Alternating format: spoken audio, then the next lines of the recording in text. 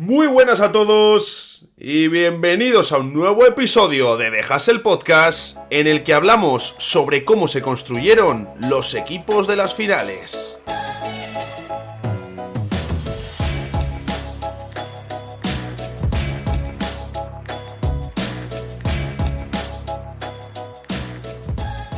Cuando he publicado este episodio todavía no se ha disputado el quinto partido de las finales, pero bastantes de vosotros lo escucharéis ya cuando lo hayan jugado y quién sabe si incluso cuando ya haya terminado la serie. Con este 3-1, con la superioridad de los Denver Nuggets, su potencia física, su talento, su tiro exterior, su forma de jugar en ataque, su defensa, parece imposible que Miami gane 3 partidos seguidos a este equipo. Sé que ya antes han desafiado a la lógica, pero lo hicieron ante unos Bucks con un Middleton que no estaba bien, con un Mike Budenholzer que atravesaba un momento personal muy complicado con la muerte de su hermano. No estábamos dentro, no sabemos cómo actuaron, pero está claro que faltaron ajustes por parte de Budenholzer y su staff técnico. Me gustaría comentar una anécdota sobre esto, porque para lo bueno y para lo malo siempre señalamos al entrenador jefe.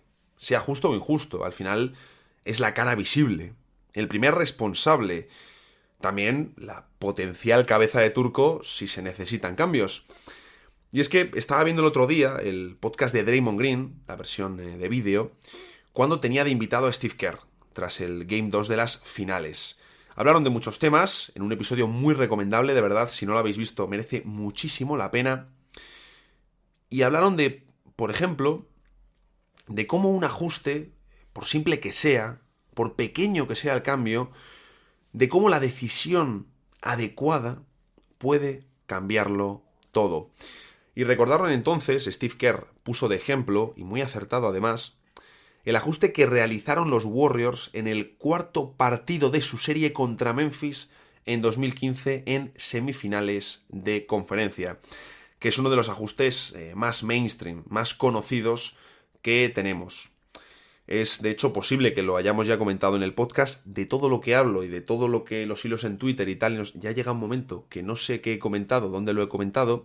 Es posible que lo hayamos hablado, pero por dar contexto, era la serie de, como he dicho antes, semifinales de conferencia. Golden State iba perdiendo 2-1 contra Memphis Grizzlies y en el cuarto partido Andrew Bogut, que es su pívot, empieza a defender a Tony Allen, ese escolta asesino en defensa y limitado en ataque, sobre todo con un inexistente tiro exterior.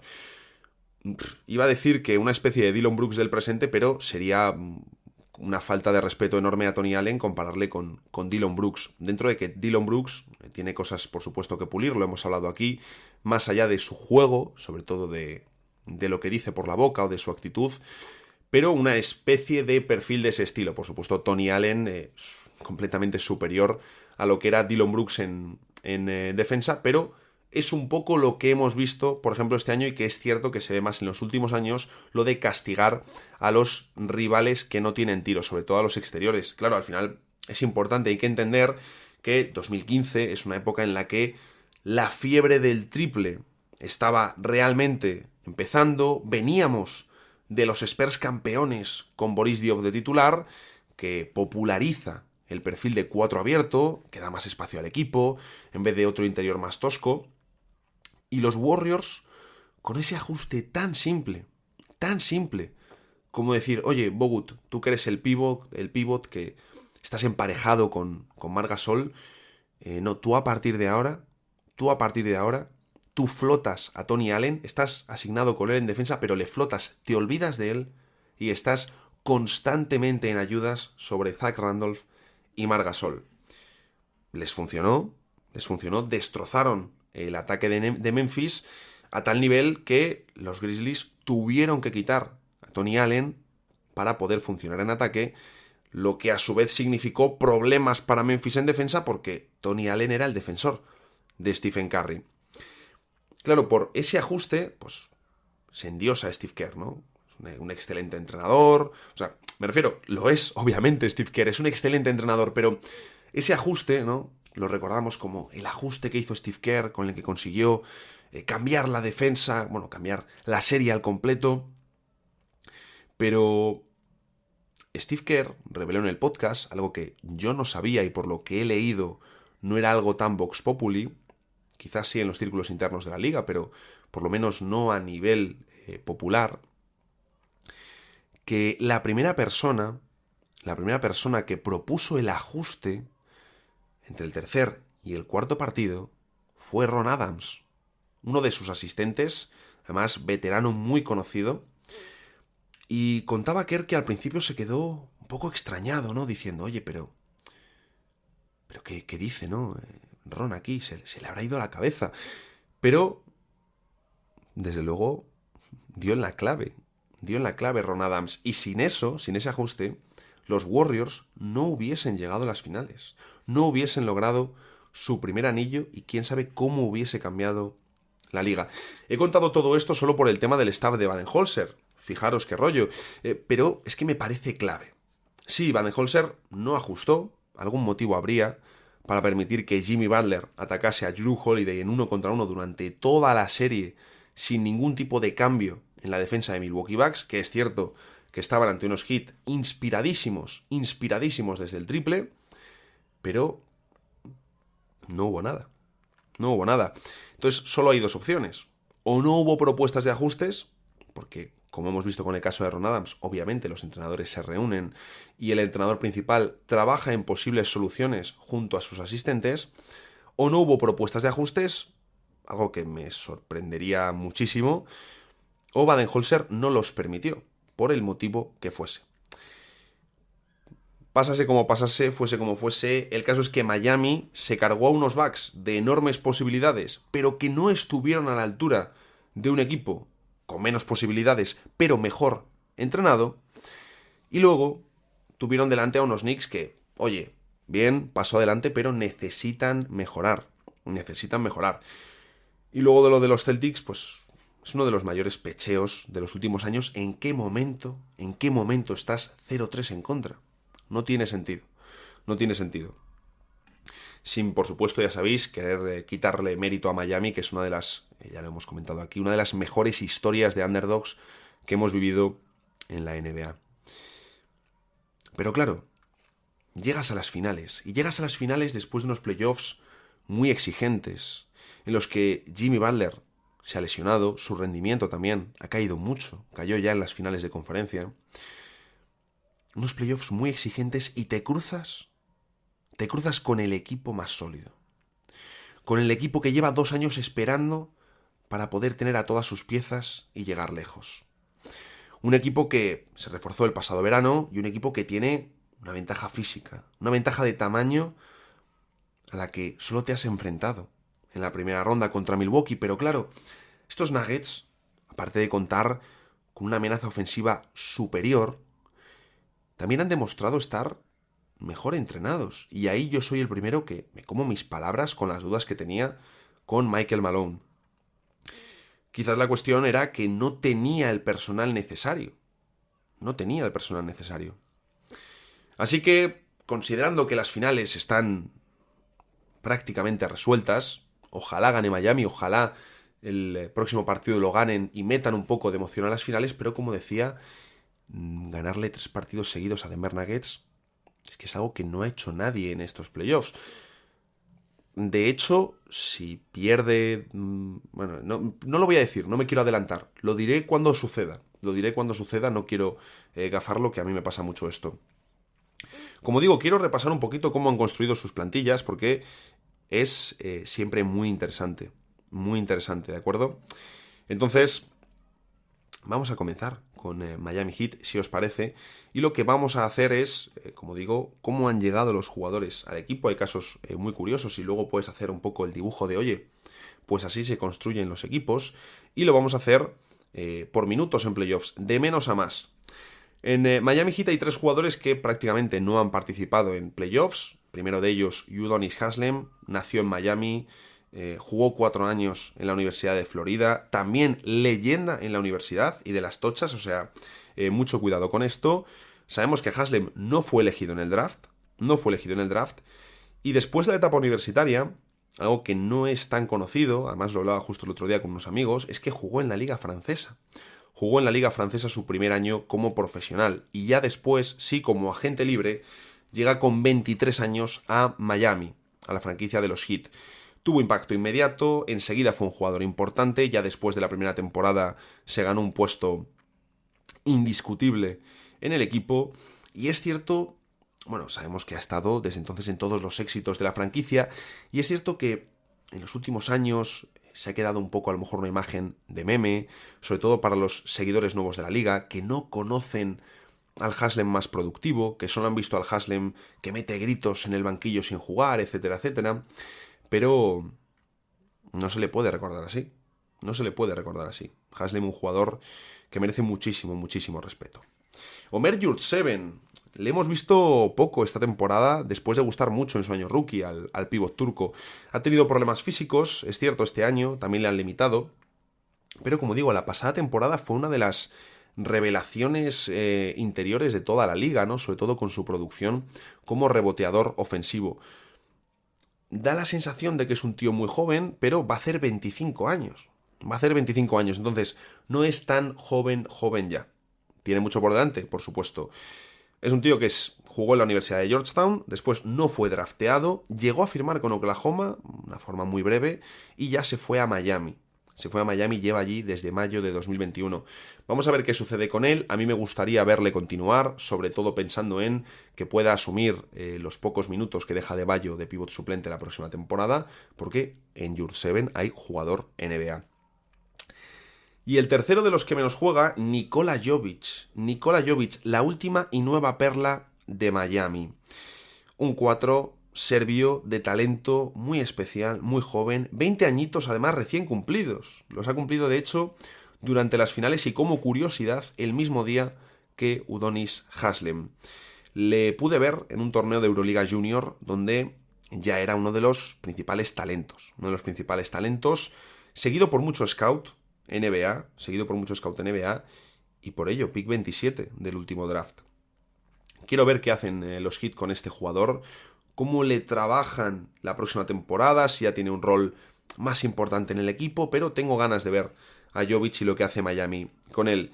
Bueno, Cody Zeller, la elección más alta del draft que hay en este equipo, pick 4 del 2013, sabemos que es una de las grandes decepciones del draft de la última década.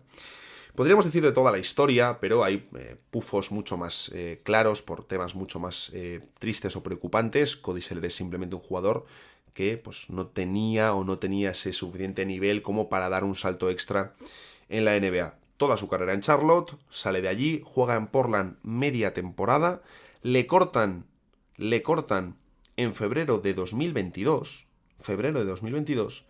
y ya no firma hasta septiembre con Utah. O sea, él se pega ahí unos cuantos mesecillos sin jugar, firma en septiembre con Utah, le cortan en octubre antes de empezar la temporada y de nuevo se pegó sin equipo hasta febrero de 2023. Ya cuando le llama Miami, hombre, aprovechable es Cody Zeller, si ha estado tantos meses sin equipo, también es un indicativo de algo. Bueno, para completar plantillas y si estás apurado, pues no está mal.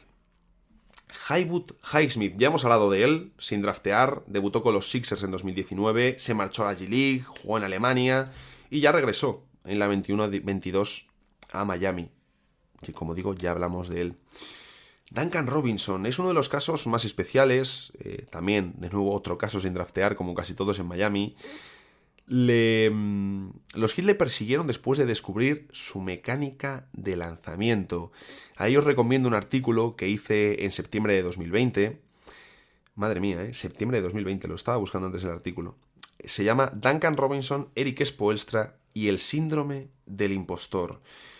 Me parece una historia muy interesante, es de ESPN, yo adapté las mejores partes, junté algunas declaraciones de otros sitios, para conocer lo que hay detrás. Quién es el jugador y sus orígenes, cómo llega a la NBA, cómo siente que no debería estar allí, porque la suya es una historia muy verosímil, en el sentido de Duncan Robinson no debería haber llegado a la NBA, no era un jugador ni siquiera destacado en instituto.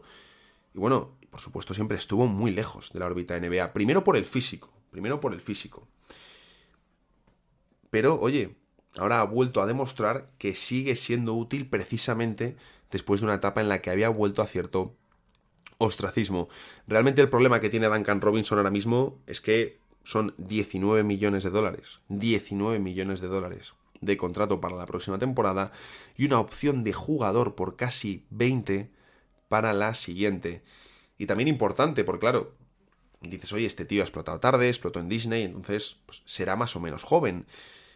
Pero es que ha cumplido 29 años en abril.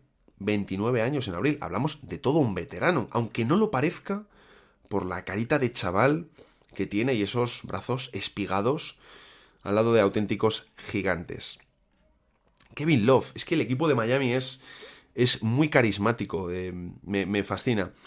Kevin Love es seguramente de las llegadas más conocidas, al final es de las más recientes, no tiene mucha historia. Llegó a ese acuerdo de buyout con Cleveland, no estaba teniendo minutos y le permitieron marcharse en febrero para firmar con un contender. Eligió Miami Heat y seguramente en Cleveland se arrepientan de no haber contado ni con su muñeca, que les hubiese venido bien, muy bien, en la serie contra los Knicks, pero sobre todo su experiencia.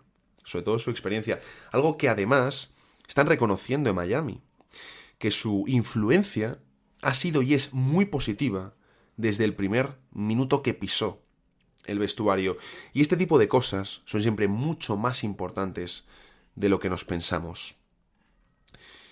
Tyler Herro, otro de los obvios, porque al final son 4 años en la NBA, 4 años en Miami y elección número 13 del draft 2019. La explosión que pegó Herro en la burbuja fue espectacular, de jugador de moda, nueva estrella, siempre pasan estas cosas, ¿no? Nos volvemos locos, la fiebre, tal, luego si la siguiente temporada juega mal, Tyler Herro sobrevalorado, tal, estas cosas siempre pasan. Quizás sí algo sobrepagado, pero, por ejemplo, el año pasado, incluso en el peor momento de Herro, me parecía muy claro que Tyler Herro era más jugador y en el mejor momento de Jordan Poole. Yo ahí siempre me ha gustado más Tyler Herro que Jordan Poole. Me parece un jugador superior, pero sabemos que también la cantidad de seguidores que tenga un equipo u otro hace que un jugador esté más en el foco que otros. Esto es completamente normal. Pero Tyler Herro sería una de las referencias, obviamente, de Miami en estos playoffs. Víctor Oladipo. O sea, fijaros que lo estoy haciendo por minutos y Víctor Oladipo aparece aquí. Llegó en agosto de 2021 y lo cierto es que prácticamente no le hemos visto desde entonces. Renovó en 2022, tiene opción de jugador por casi 10 millones la próxima temporada, pero claro, la pregunta es ¿cuándo va a volver y si le vamos a ver en acción? Porque el caso de Oladipo es uno muy triste, doloroso, preocupante. Justo cuando le vimos llegar a su pick en Indiana, por desgracia duró muy poco, y es cierto que, oye, pues a lo mejor Oladipo no te hubiese permitido, siendo tu primera espada, el competir de tú a tú con los contenders, pero su año de estrella individual en Indiana fue espectacular, fue uno de los mejores jugadores de aquel curso, y es una pena que justo cuando de forma inesperada explota la mejor versión de Oladipo, apenas le hemos podido disfrutar. Una lástima. Además, Miami, que también tiene historial de recuperar jugadores, cuando el físico no quiere, es muy difícil tirar por ahí. Sabemos que las lesiones son, por desgracia, lo peor del deporte. Kyle Lowry, su segunda temporada en Miami, ya un veterano reconvertido a sexto hombre, pero ojo, valioso, y no todo el mundo sabe dar ese paso atrás, y más para que te pongan por delante a Gabe Vincent, que en muchos equipos, más de 1 y 2 veteranos, se reirían de un entrenador o de un directivo que pretenda poner a un tío desconocido y sin jerarquía por delante de ellos, más en Estados Unidos, donde lo de ser titular tiene un peso muy superior al que tiene en Europa. Como digo, sigue siendo útil, sigue siendo valioso. Llegó en Sing and Trade, su intención era salir de Toronto, y bueno, pues a cambio de un Goran Dragic ya muy venido a menos, y Precious Achiuwa, que hubiese sido un perfil muy Miami Heat para desarrollar, pero bueno, teniendo a Adebayo, no necesitas tampoco mucho de Acuba, no te pega jugando en el 4 Miami, un equipo que le gusta tener tiro también para los sistemas ofensivos. Bueno, bien, le salió bien, la verdad, porque es que Kyle Lowry, por mucho que te llegue veterano, por mucho que no ganes en las finales, ya estás llegando allí, te aporta mucho al equipo. Por lo tanto, operación fantástica para ellos. Max Strus, otro de los nombres propios, que es cierto que en las finales no mete una. Por cierto, cuando acaben las finales, tengo que ver todavía cómo repasamos, pero sí que me gustaría hacer un poco de datos, estadísticas de las finales, ver un poquito pues los mejores quintetos, como reflejar las finales, ¿no? A través de unos datos y ver cuáles han sido las claves. Lleva 4 temporadas en la NBA, 3 en Miami, pero su debut fue con Chicago. ¿Qué ocurre? Solo 2 partidos. Otro de estos jugadores de Miami sin draftear. Se ha comentado mucho, sobre todo durante las finales de conferencia, que primero le firmó Boston. Primero le firmó Boston un contrato dual y le cortaron. Luego firmó con firmó con Chicago, también un dual, y allí sí que debutó. Llegó a jugar esos 2 partidos que comentó, pero terminó su contrato, no continuó en los Bulls, y entonces fue ya cuando Miami le comenzó a firmar contratos de 10 días hasta firmarle su contrato multianual. Max Strus, agente libre este verano. Veremos qué sucede porque como titular se me queda corto, como tirador de banquillo, oye, pues muy interesante creo que Max Strus puede ser. He hablado ahí un poco como Yoda. Caleb Martin, ¿cómo llegó a Miami? Una de las revoluciones de los playoffs de 2023. Para sorpresa de nadie, no fue drafteado. Charlotte le firmó cuando eligieron a su hermano Cody en el draft. Allí, Caleb jugó muy poco, fue cortado y Miami le pescó. En buena parte, y esta historia es brutal, por J. Cole, el cantante que contactó con Jimmy Butler, contactó con los Heat para que probasen a Caleb. Y oye, tienen que estar agradecidos sin duda a J. Cole. Hay varias historias por internet donde lo detallan más, lo han contado los mismos protagonistas, así que si queréis más de esto, lo podéis poner en Google, J. Cole, Caleb Martin, os va a salir, porque es una historia que ha tenido bastante recorrido. Gabe Vincent, 4 temporadas ya en la NBA, aunque no lo parezca, 4 temporadas en Miami, por supuesto, undrafted, llegó a firmar antes, fijaros, con los Kings. Claro que de nuevo, esto es como cuando... No, es que los Hornets cortaron a Caleb Martin, uno de los mayores errores de su historia. Y lo pongo justo durante las finales de conferencia en las que Caleb Martin se ha salido. Bueno, eso es sensacionalista y no entender cómo funciona la evolución de los jugadores. Es como si ahora que Max Strus está jugando mal, decimos, wow, uno de los mayores aciertos, no que esté jugando mal, que no está metiendo. Uno de los mayores aciertos de la historia de los Bulls o de los Celtics fue no contar con Max Strus. Bueno, estas son cosas que son muy difíciles de prever y que lo hemos hablado en algunas ocasiones. Hay jugadores que necesitan tener cierto recorrido antes de estallar, de hecho, es lo que le sucede a las mayorías. A la mayoría, no a las mayorías, claro. Tema Gabe Vincent, termina contrato. Un base interesante para el mercado que llega en su mayor momento de valor, así que vamos a ver qué sucede. Bam Adebayo, parece que lleva 3 vidas en la NBA, pero solo tiene 25 años, cumple ya 26 este verano. Pick 14 del draft de 2017 y atado a largo plazo, o sea que aquí no hay mucha sorpresa. Y llegamos al final de Miami Heat con Jimmy Butler, 4ª temporada ya en Miami, llegó en Sing and Trade desde Filadelfia, tremendo error que cometieron entonces los Sixers, a toro pasado es muy fácil decirlo, pero optaron por Ben Simmons y Brett Brown, lo que ha sido obviamente un error para la franquicia. Y realmente los Sixers lo que se llevaron básicamente fue a Josh Richardson a cambio de Jimmy Butler en un traspaso a 4 bandas. Es cierto que tampoco podían sacar mucho, pero si miras el movimiento desde la perspectiva de Miami, es cierto que tuviste que dar rondas, pero es que te quitas. Josh Richardson venía a hacer muy buena temporada en Miami, pero mueves a Josh Richardson por Jimmy Butler, hay ganas, y luego se quitaron el contrato de Hassan Whiteside. O sea que el movimiento es impresionante. Y en general la construcción de Miami es fascinante. Es fascinante porque, como digo, es que es una plantilla muy característica.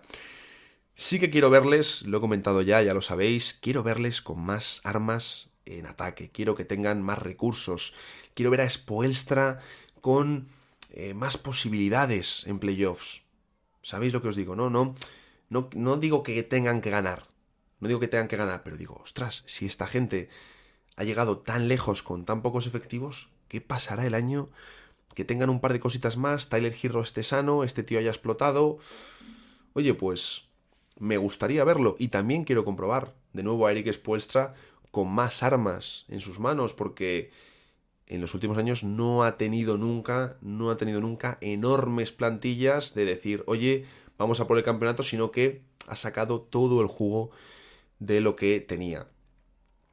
Sé que han quedado primeros del este temporadas anteriores, lo sé, pero con plantillas, como digo, que tenían menos posibilidades de equipos que tenían justo por detrás. Denver Nuggets sí que ha tenido una construcción más clásica, también porque la de Miami es atípica a más no poder. Y vamos a revisar un poquito los nombres de Denver Nuggets. Uy, se me viene ahí, eso es señal clara de que hace falta beber un poquito de agua. Ahí estamos. Thomas Bryant, fijaros, este jugador que explotó con Lakers, que fue una de las novedades de la primera parte de temporada, ya obviamente no se habla de él, pues porque no juega, realmente se habló de él porque estaba jugando en los Lakers y porque estaba jugando de titular durante la ausencia de Anthony Davis. Apenas ha jugado en playoffs, se fue de los Lakers buscando minutos, traspasado en febrero. ¿Qué ocurre? ¿Es un jugador útil? Claro que sí, pero tiene problemas en defensa que le lastran mucho y no es tan bueno como para ser titular en un equipo de playoffs. Ese es el problema que tiene Thomas Bryant. Me encanta en ataque, pero en defensa tiene graves problemas y necesita tener mucho a su alrededor. Vlatko Kankar, por cierto, Bryant termina contrato. Vlatko Kankar, a este tío le hemos visto muy bien con Eslovenia en el último mundial, pero en la NBA no termina de arrancar con minutos. Aunque pues pasar por allí ha sido clave en su evolución, sobre todo en el aspecto físico. Solo ha jugado en Denver, lleva allí desde 2019 y fue elegido con el pick 49 del draft 2017.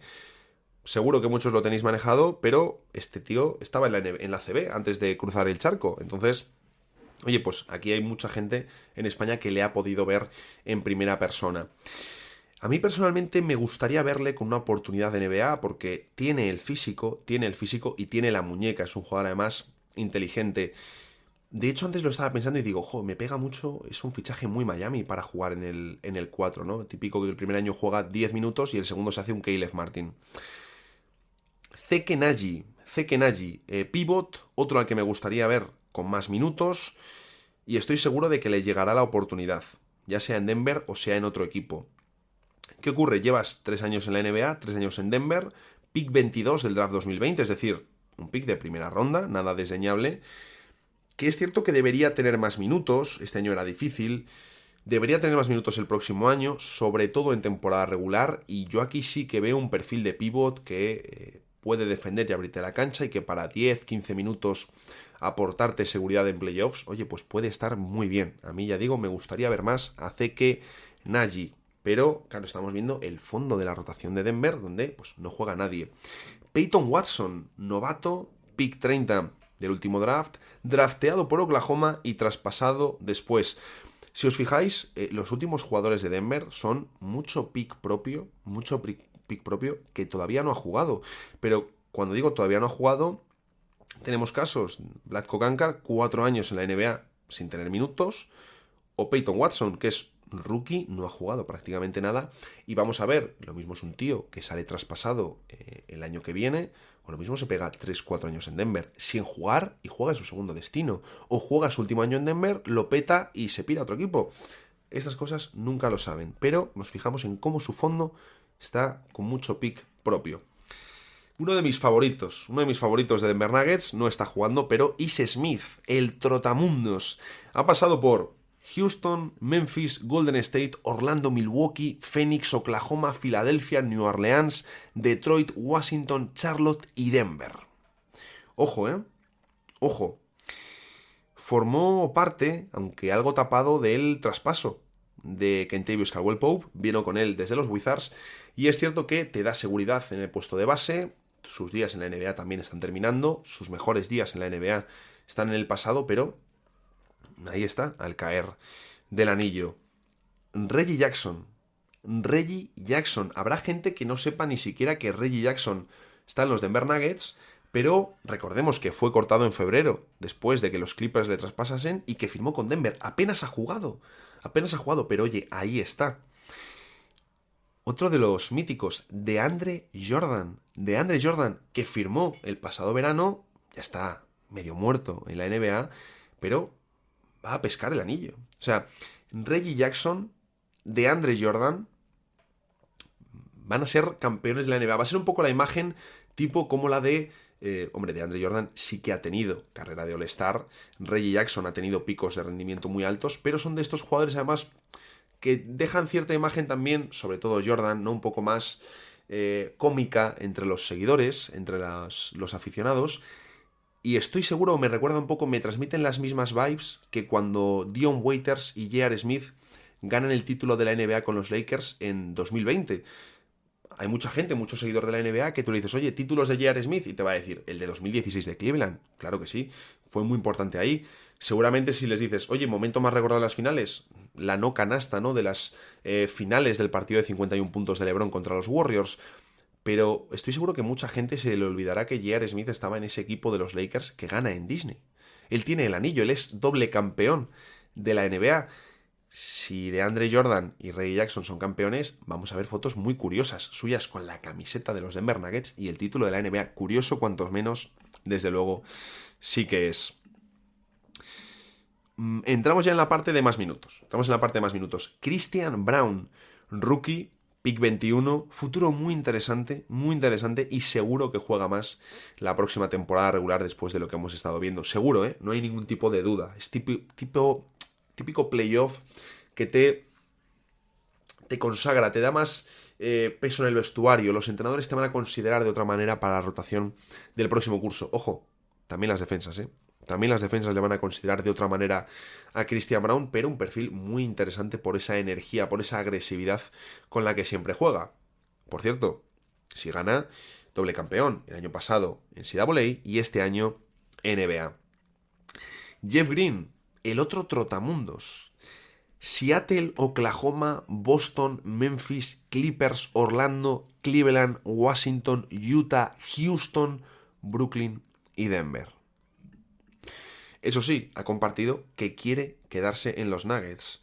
Llegó en el verano de 2021, después, recordemos, de un final de temporada muy bueno en Brooklyn, en el que él funcionaba como acompañante de Kevin Durant en el small ball letal de los Nets. Que esto a mí me gusta recordarlo. Jeff Green, un jugador muy aprovechable, muy útil, que en muchas ocasiones en playoffs ha sabido aparecer con puntos desde el banquillo para sus equipos y que, de nuevo, este año con Denver Nuggets ha tenido buenos minutos, buenos tramos. Lo vimos en el cuarto partido al final, con un triple al final, sobre todo, importantísimo. Debo decir que si Denver Nuggets gana el título, todo apunta en esa dirección, Jeff Green va a ser uno de los jugadores por los que más me alegre de conseguir el título. Es como, por ejemplo, cuando gana Milwaukee Bucks, que ganan a mis Phoenix Suns, y obviamente pues, fue una serie complicada de ver por la parte de aficionado. Yo me alegré sobre todo por PJ Tucker, ¿no? Ver a PJ Tucker con el título, dices, pues hombre, de alguna manera me tengo que consolar y te alegras de que un tío como PJ Tucker gane un título de campeón. Seguimos con Bruce Brown, otro que ha llegado desde Brooklyn, agente libre este pasado verano, revalorizado después de lo que ha hecho en 2023. Lo impresionante, y lo hablamos el otro día, es que no tuviese ofertas después de su etapa en los Nets, porque no se entiende, no se explica. No sé qué baloncesto ven los directivos.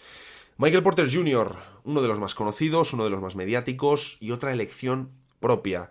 Denver se arriesgó con ese pick 14, recordemos que cayó mucho en su día en el draft por las lesiones.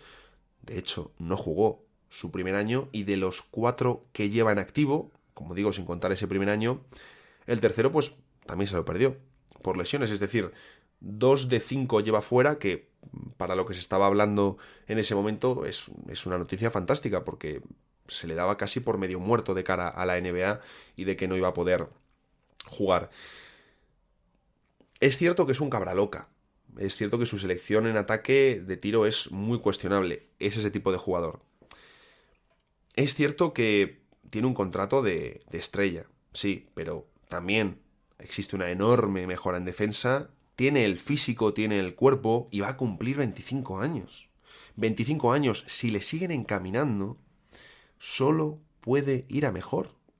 Solo puede ir a mejor. Ahora, también es cierto que Michael Malone ha preferido a otros jugadores en estas finales, básicamente a Bruce Brown. Pero claro, antes que poner a un Michael Porter Jr. errático en el tiro, pues lógico y normal. Entramos en el top 4 de Denver Nuggets, KCP, Kentavious Caldwell-Pope, un tío que va a tener 2 anillos de campeón, y en los 2 anillos siendo muy importante para sus equipos, tanto primero en defensa, segundo en acierto exterior y tercero en cantidad de minutos disputados, que no es algo menor. Ya veis que estoy dando por hecho el de este año. Un complemento espectacular, un guerrero ultra valioso y, pues lo hablábamos antes con Ace Smith, llegó traspasado el pasado verano a cambio de Monte Morris y Will Barton.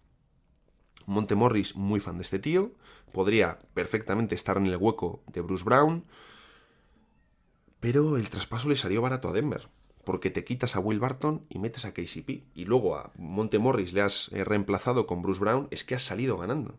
Es que has salido ganando sin ningún tipo de duda.